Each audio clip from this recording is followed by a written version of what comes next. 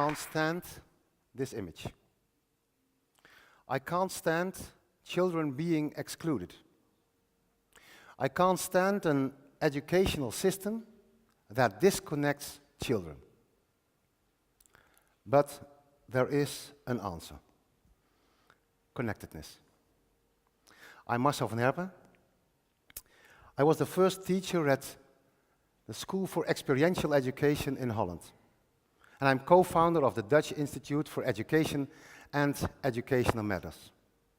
In many countries, I work with many children, and I experienced that I'm able to make children happy and to let them develop optimally. And I saw many people can do that. But we have to do better day by day, as long as children drop out of schools, underperform, don't get the chance to do what they can do. Let me tell you a story. A few years ago, a principal asked me for advice. A girl had been enrolled with a serious set of diagnoses. She had ADHD, she was not good in mathematics, her mother had died, and she didn't want to go to school. What would be your advice? I often confront many teachers with this question, and some of them said that they wouldn't want to have this child in their class, but most of them said that it would be difficult to work with this child. Oh, I can add that this girl is independent and proactive. And there's even a story that this girl, one day, walked with two friends to a garbage dump, and there they constructed a small airplane with crates and planks and other stuff they could find. And under her guidance, the plane really went into the air. Can you believe that? Oh, by the way, I am allowed to show you the pictures.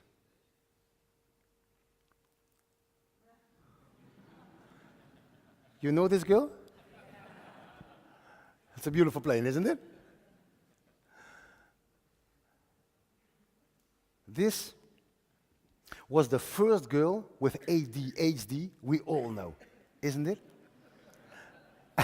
And the rest of the case is also right.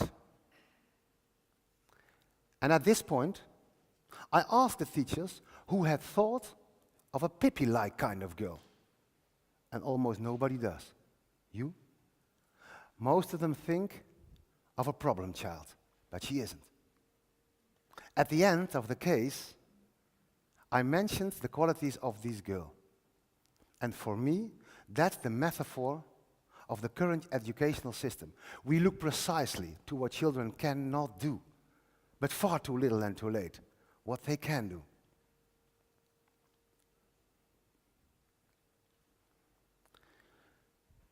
We have a problem in our system because we exclude children.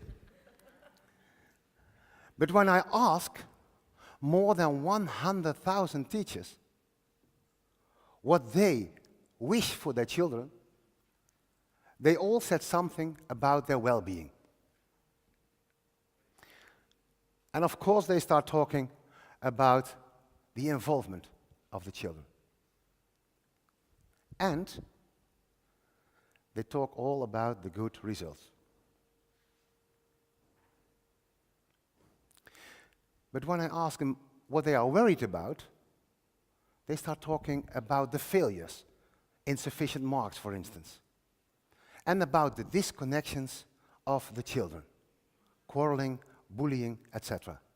But when I ask them for the reasons of the problems they experience, they all said something about the minister, the inspector, the principal, the test, the methods, and we call that external attributions.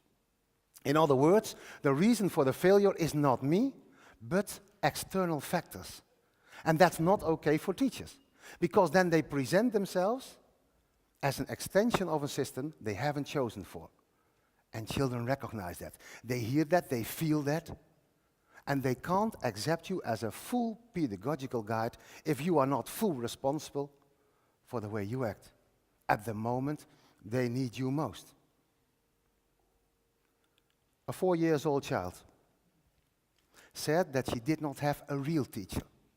And when the mother asked why, she said, because she always says that she will become angry, but I think she can't. 4 years, they look right through you. But then we have a big problem. Because children want to work with you, right as you are, and not as an instruction or a test machine. We have a disastrous problem with our system. Because our system organizes these disconnections. We give students insufficient marks, and teachers are allowed to send students out of the class or even from school. Our system disconnects us. If children don't score the average level for mathematics or language, sometimes they have to leave the classroom and learn it somewhere else. I thought the classroom was meant for that. If children are too restless to sit on their chair the whole day, sometimes they have to leave the classroom and learn it somewhere else. I thought the classroom was meant for that. Teachers are allowed to maintain the system and send students out. In my vision, students are the system. So you come together with the human beings, create a group, a family, who takes care for each other with responsibility for each other, and then you are able to learn. As you know, many tried to ban disconnections. Many manuals and protocols have been written, but almost nothing was successfully not for everybody. But there is an answer: connectedness. And we all know that at the end, at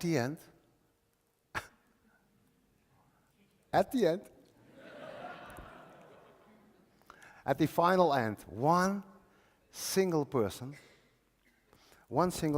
can destroy a society, your society. So the answer on the question, who you may exclude, is definitely nobody. And connectedness is not a side issue. It's crucial. The consequences of disconnections are well known. If children are disconnected from themselves, they can damage themselves. If children are disconnected from others, they can damage others. If children are disconnected from the world, they can damage the world. And if teachers are disconnected, they can damage children. Much is needed to create good relationships, and almost nothing is needed to destroy them. What has been disconnected should be reconnected. Connectedness is the answer. And there is a perspective. And there is an approved strategy. And it only takes 5 seconds. Are you ready? First, think of the disconnections in your organization. Excluding, dropping out, insufficient marks, quarreling, bullying. Think about your students, the children, their parents, your colleagues, your disconnections. And then comes the strategy. 5 seconds. Make the decision that you stop these disconnections now.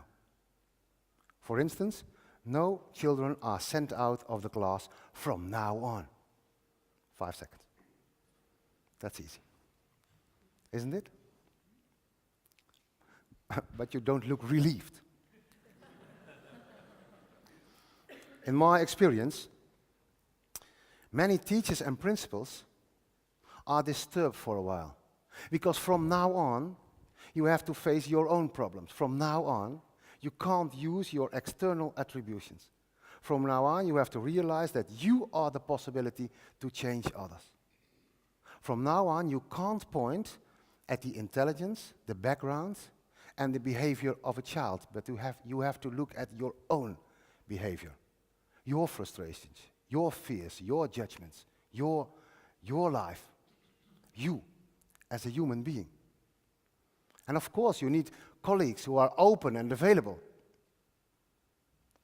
But there's one person who can realize that. And again, it's you.